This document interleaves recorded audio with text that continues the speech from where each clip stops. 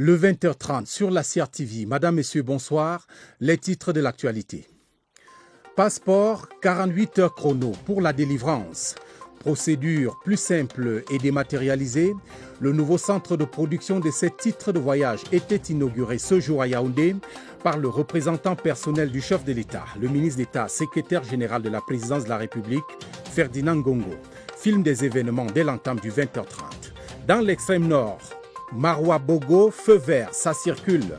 35 km de route bitumée ouverte au trafic depuis hier. Un boulevard pour les agriculteurs et éleveurs de la localité. Vitesse à destination de l'axe dans ce journal. Chantal Biya, le visage d'une diva. L'œuvre humanitaire de la première dame feuilletée par la presse panafricaine. Le magazine Diva exalte l'action sociale de la First Lady. Lecture du soir en cours de cette édition. Voilà pour les titres. Un geste barrière, un message du chef de l'État et je vous raconte toutes ces nouvelles dans le détail.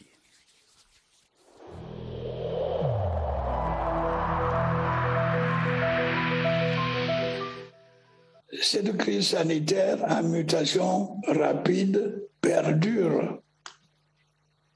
Il nous faudra poursuivre ensemble et avec détermination la phase cruciale du combat contre ces virus par la vaccination.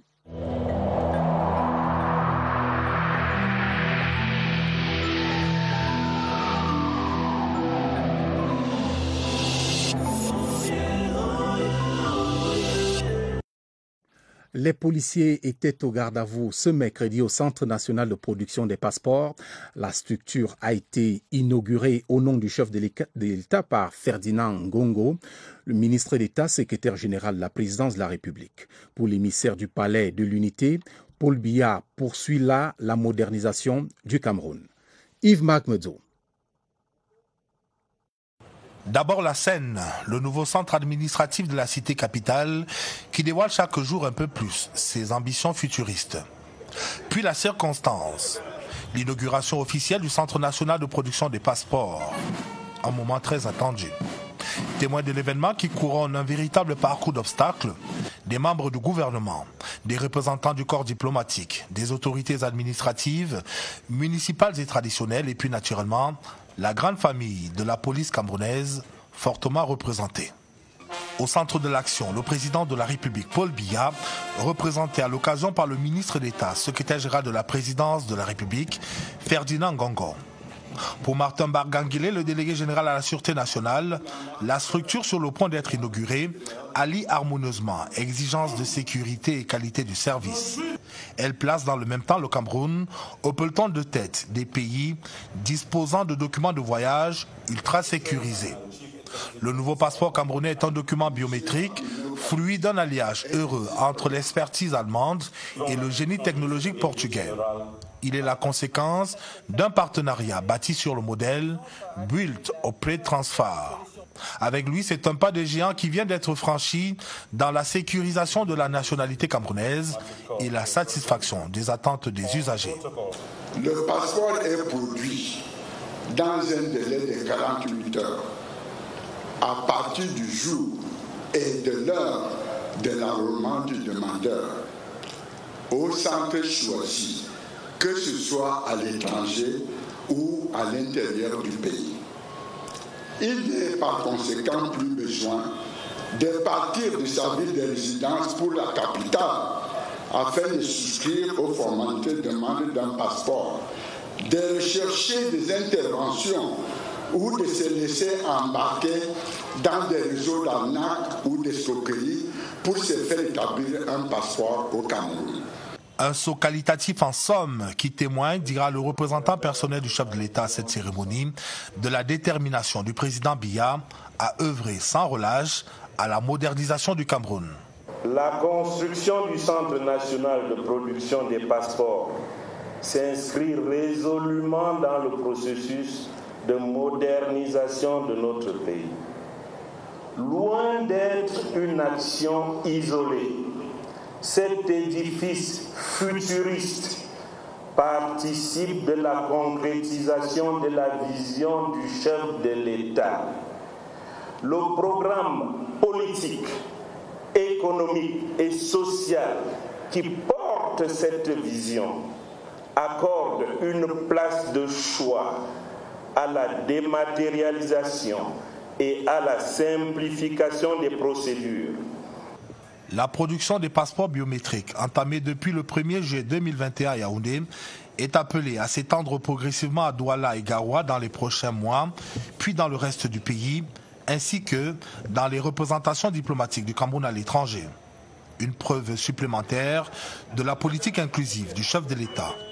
En prescrivant la construction de ce centre, le président de la République a une fois de plus démontré qu'il est à l'écoute des préoccupations de ses compatriotes.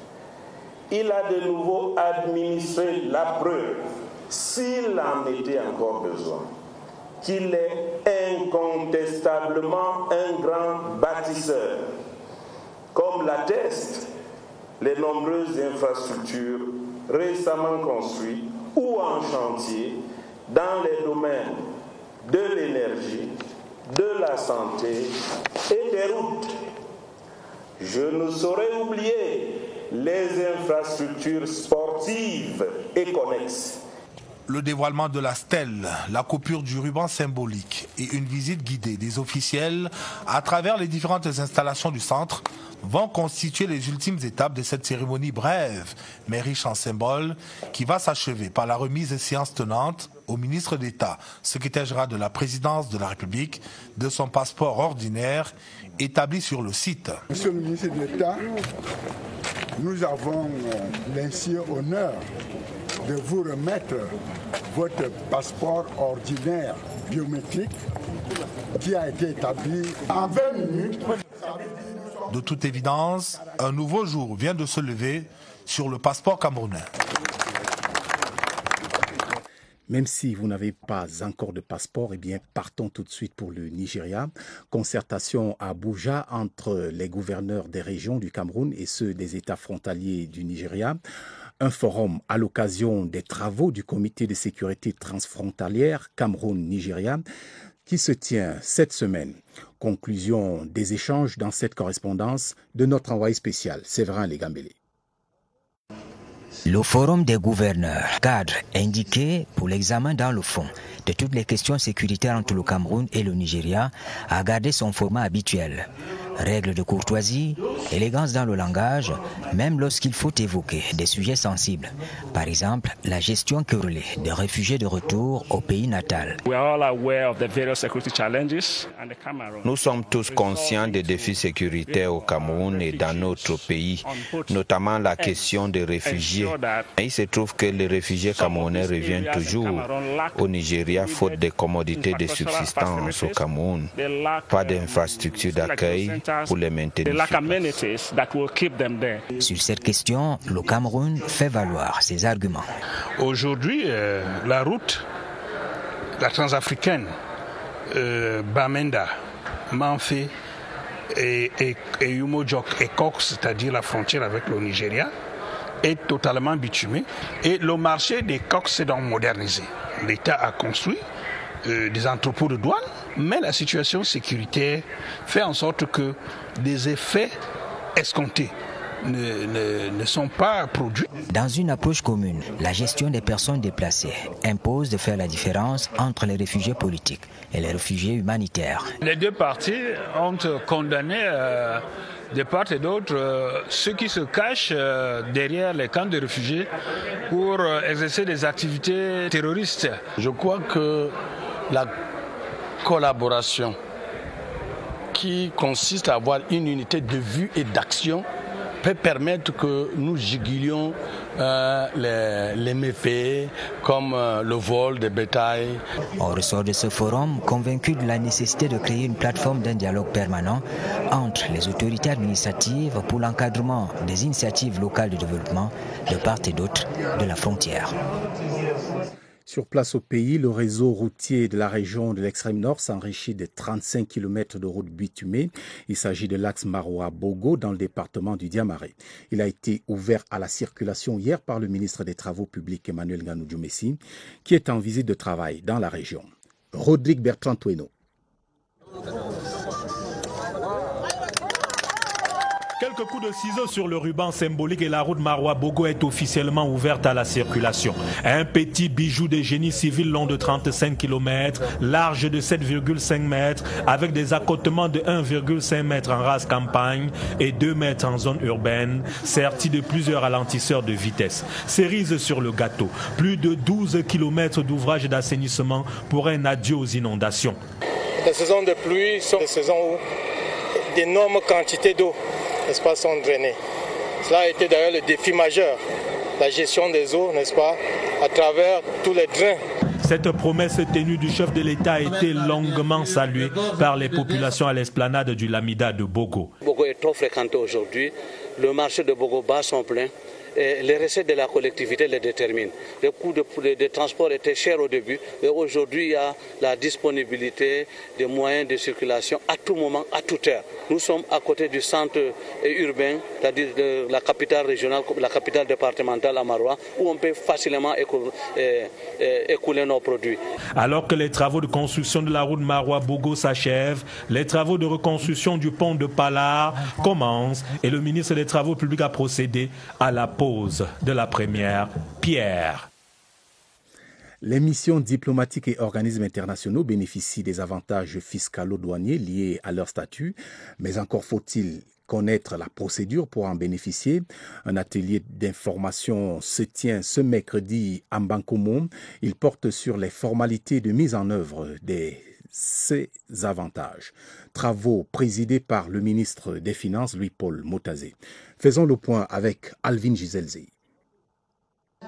Ils sont les partenaires privilégiés des administrations douanières et fiscales camerounaises. Les personnels des missions diplomatiques et organisations internationales bénéficient de nombreux avantages fiscalo-douaniers liés à leur statut, mais très peu les maîtrisent. Il y a des facilités qui sont prévues par les conventions internationales et par le cadre juridique communautaire CEMAC et national Cameroun. La mise en œuvre des 10 avantages a parfois suscité des appréhensions et incompréhensions.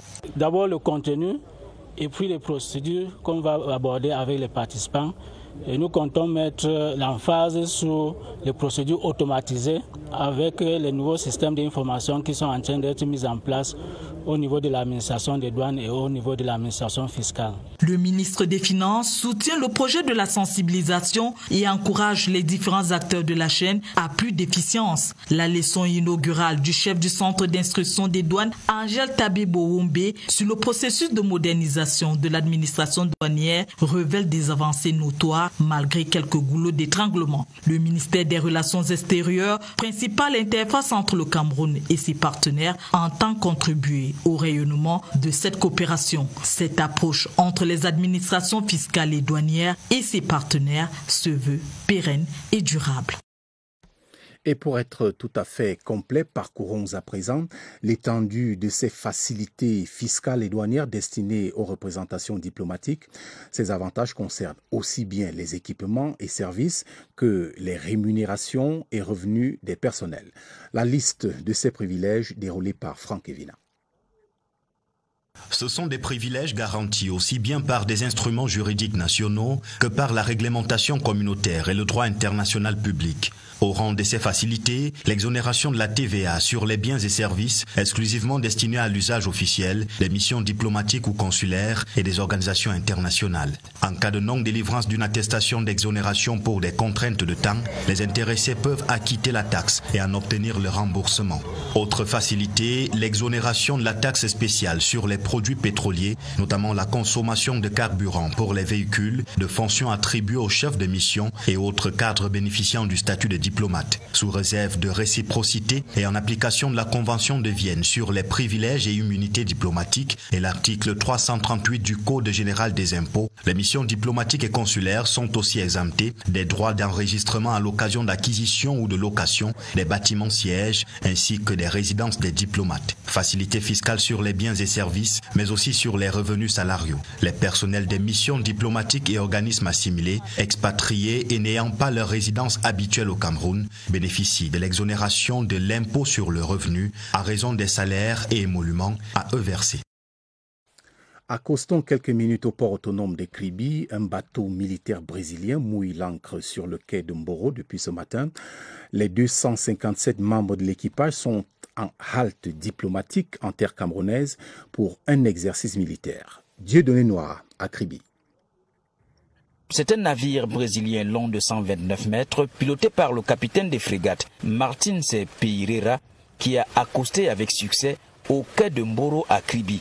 Avec un équipage de 257 membres et du matériel militaire, le navire frégate Independencia F-44, provenant du Brésil avec des escales à Malabo et Sao Tomé et Principe, est au Cameroun pour une visite de routine et aussi pour effectuer des manœuvres militaires en haute mer avec les forces navales camerounaises à bord du navire le Dit Picard dans le cadre de la lutte contre la piraterie maritime. On a une grande coopération militaire avec le Brésil actuellement et c'est dans le cadre de cette coopération militaire-là que le chef d'État a décidé d'inviter ce bateau, cette grande frégate brésilienne au Cameroun pour conduire certains exercices militaires. Aussitôt en terre camerounaise, la délégation brésilienne a effectué une visite de courtoisie au préfet de l'océan, maire de la ville, et tenu une séance de travail à la base navale de Kribi. Pour les personnes qui habitent ici, c'est comme les Brésiliens. J'apprécie très beaucoup. Une escale de 4 jours à Kribi qui permettra aussi de visiter la place de la déportation des esclaves noirs vers le Brésil, au village du Maï, à Mboamanga. Retour sur terre et nous roulons en direction de Douala où les transporteurs sont appelés à plus de prudence sur la route. Les agences de voyage sont davantage sollicitées en cette veille de rentrée scolaire. Ouverture de la boîte à outils pour éviter les accidents. José Gaëtan Tanga. Augmenter de 5% le taux de scolarisation des enfants, filles et garçons réfugiés de la ville de Douala pour l'année scolaire 2021-2022. C'est l'objectif visé par Plan International et le HCR, un projet social que l'État du Cameroun accompagne. Le MINUSUP ouvre les portes à tous les réfugiés qui puissent envoyer les enfants à l'école. Pour les parents d'élèves, l'initiative est appréciée pour plusieurs raisons. La campagne Bass School, moi je vois c'est très bon parce que c'est pour réveiller les réfugiés d'aller vraiment inscrire les enfants à l'école. Il faut nous-mêmes on se lever parce que c'est notre responsabilité. Pour laisser l'enfant au quartier, l'enfant va rentrer dans le banditisme. Outre la scolarisation, Plan International et le HCR accompagnent les réfugiés présents dans la ville de Douala dans d'autres projets. Plan International et dans le cadre de son partenariat avec le HCR accompagne les réfugiés également à l'inclusion au sein des communautés locales à travers des possibilités de formation que le gouvernement met à disposition. La campagne Back to School sera également l'occasion de sensibiliser les réfugiés résidant à Douala sur la nécessité de se prémunir des effets de la pandémie à Covid-19.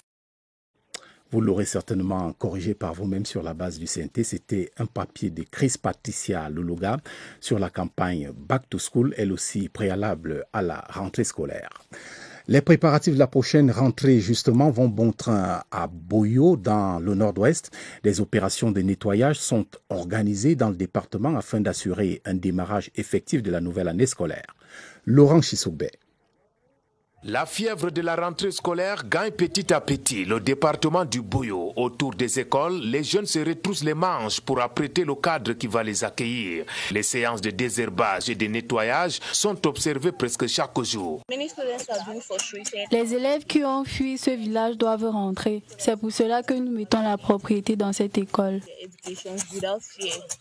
Côté administration, tout est pris au sérieux. Le préfet Fidel Tegny ne cesse de multiplier les réunions préparatoires avec les forces vives de son unité de commandement. Je peux rassurer la communauté éducative locale que nous sommes fin prêts. Nous comptons particulièrement sur nos populations afin qu'elles collaborent avec les autorités administratives, les forces de maintien de l'ordre pour que la paix, la sécurité et la concorde sociale soient les choses les mieux partagées dans le département du Boyo. Selon Fidel Tegny, la réussite de ces rentrées scolaires dans le Boyo cette année passe premièrement par la résilience de la communauté éducative. L'influence séparatiste ne doit en aucun cas servir de prétexte.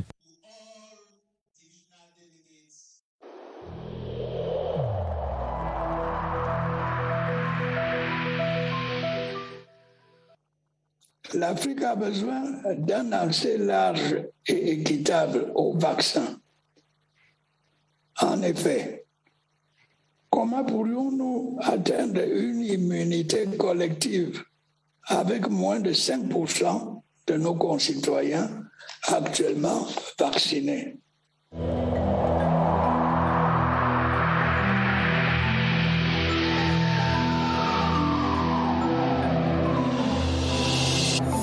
20h50 et c'est l'heure de la lutte contre le coronavirus. Certains hôpitaux et sites de prise en charge spécialisés se vident. Le système de santé et les premières campagnes de vaccination portent manifestement des fruits. Pour autant, le danger reste permanent.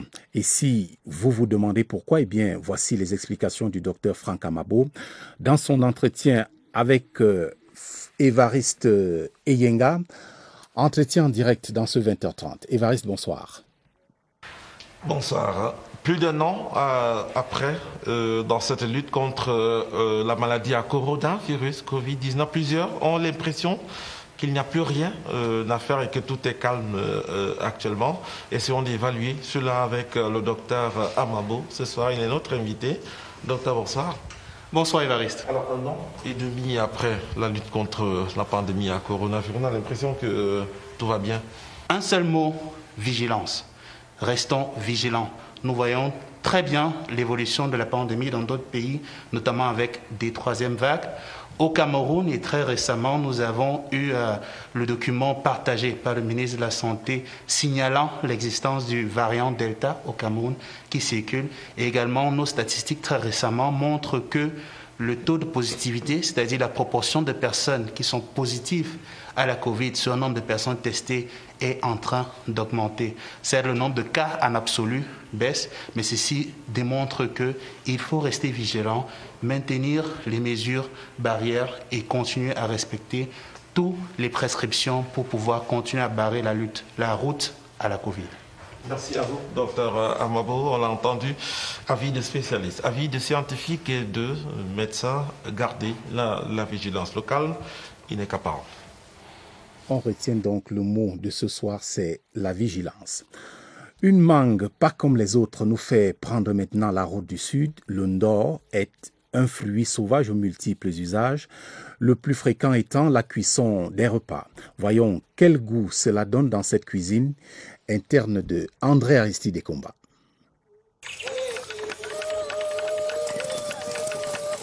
Cette mangue sauvage fait partie de la catégorie des produits forestiers non ligneux.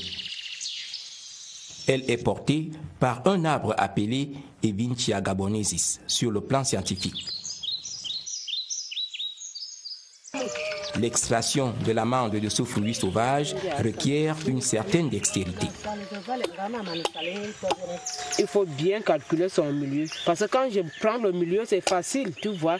Mais si je rate, la machette peut glisser. Quand je laisse le fruit comme ça, la machette peut glisser et ça me prend les doigts. Consommé dans toutes les sauces depuis la nuit des temps, le ndor a des vertus sur le plan thérapeutique. On peut extraire le ndor, c'est-à-dire on le condense, on en fait des suppléments alimentaires. Ces suppléments alimentaires servent aujourd'hui dans la lutte contre l'obésité, le diabète et quelques maladies non transmissibles comme l'hypertension. Le produit forestier est très recherché sur le marché international. Bien que non structurée, la filière constitue une opportunité économique pour le Cameroun. Le Cameroun est le premier exportateur mondial de ndor, selon la FAO. On a vendu du ndor au Cameroun en l'année 2012 pour 107 tonnes. Voilà pourquoi, lorsqu'arrive la période des grandes vacances chez les peuples de la forêt, femmes et enfants bravent ronces, épines et feuillages à la recherche du précieux fruit, aussi succulent à la sucette. N'hésitez donc pas, mesdames et messieurs, à goûter ce fruit. Le coronavirus n'épargne personne. Voici un rideau de sécurité autour des femmes démunies ou défavorisées par la nature. Un atelier pour limiter les impacts de la pandémie sur ce groupe s'est ouvert ce mercredi à Yaoundé. Cérémonie conduite par Pauline Irène Nguéné, la ministre des Affaires sociales, en présence de son homologue en charge de la promotion de la femme et de la famille, Laetitia Onana. Les femmes déplacées internes, handicapées, autochtones ou vivant avec le VIH-Sida sont encore négativement impactées par la COVID-19. La baisse des revenus, fruit de petits commerces, en est une illustration, alors même que le gouvernement camerounais fournit des efforts. Nous savons que les États ont beaucoup fait pour ces groupes vulnérables jusqu'à présent, mais il s'agit aussi de donner la parole à ces groupes vulnérables. L'atelier a pour objectif de s'assurer que les impacts négatifs du coronavirus sur les femmes vulnérables ne mettent pas en péril, n'est-ce pas, la jouissance et l'exercice des droits humains. Donc il est question d'intensifier le plaidoyer. Les propositions de ces femmes socialement vulnérables sont donc attendues au terme des travaux. Une initiative du Centre des Nations Unies pour les droits de l'homme et la démocratie en Afrique centrale et du Réseau des femmes parlementaires du Cameroun. Le président du Conseil national de la communication est dans le Nord-Ouest. Lors de sa rencontre avec la presse locale, Joseph Thiebonken Kalaboubsen a demandé aux journalistes exerçant dans les zones en crise de rester vigilants face aux réseaux sociaux qui diffusent très souvent, sans les vérifier, les nouvelles telles que reçues. Laurent Chissoubé. Première visite officielle dans son nord-ouest natal depuis qu'il porte la casquette du président du Conseil national de la communication. Joche Bonquin, après les services du gouverneur et la CRTV, est allé tout droit à la rencontre des journalistes exerçant dans la région. Premier axe de sensibilisation, la pratique du journalisme dans un contexte de crise comme celui du nord-ouest. Pendant une crise comme ce que vous vivez, et chacun veut gagner ses guerres à travers les médias. Le journaliste, c'est celui qui cueille, qui traite avant de disséminer cette information. Dans les échanges, le patron du CNC décline le second axe, la responsabilité sociale du journaliste. Cette responsabilité sociale interpelle le journaliste pour lui faire savoir que c'est lui, l'œil, l'oreille du public. Parlant de sanctions, Joche Bonquin a été clair. Le CNC ne fera aucune économie des mesures coercitives face aux journalistes qui vont exceller dans la diffamation, les fake news et la calomnie. S'agissant justement de la presse, elle est en kiosque. La première dame camerounaise, Chantal Biya, barre la une de la toute dernière édition du magazine Diva.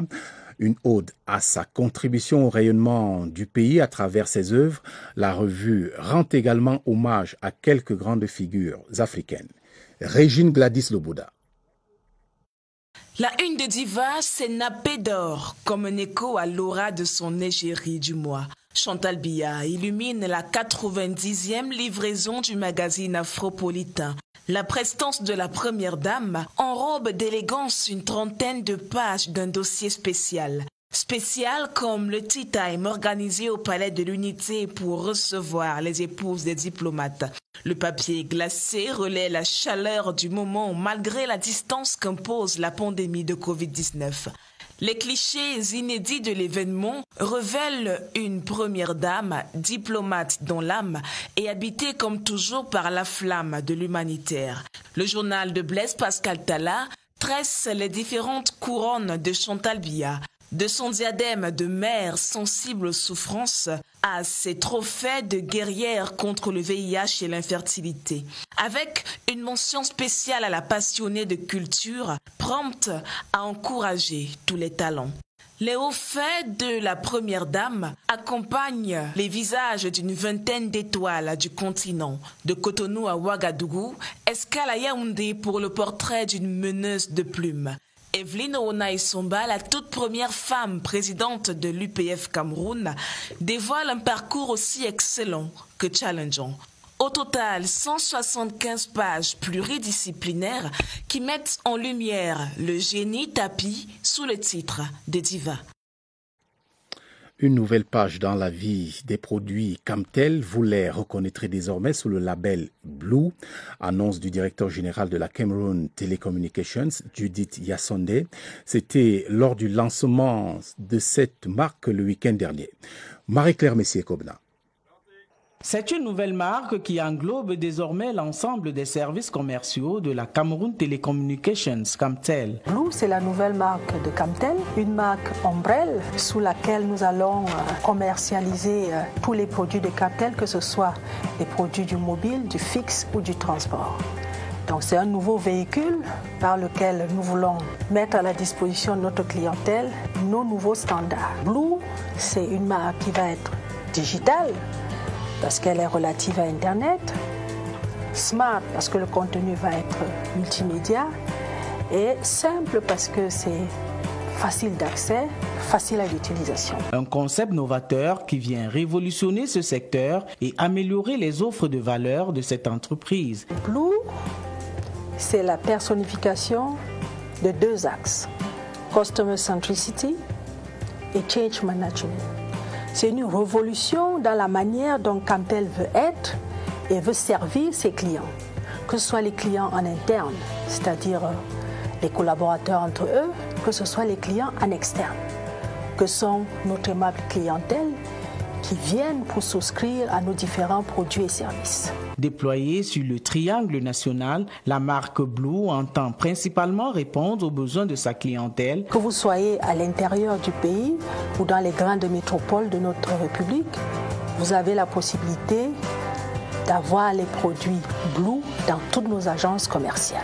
Bien évidemment, Blue est destiné à l'ensemble des clients qui sont déjà dans le portefeuille de Camtel et les potentiels clients qui viendront plus tard, n'est-ce pas, bénéficier des produits de Camtel.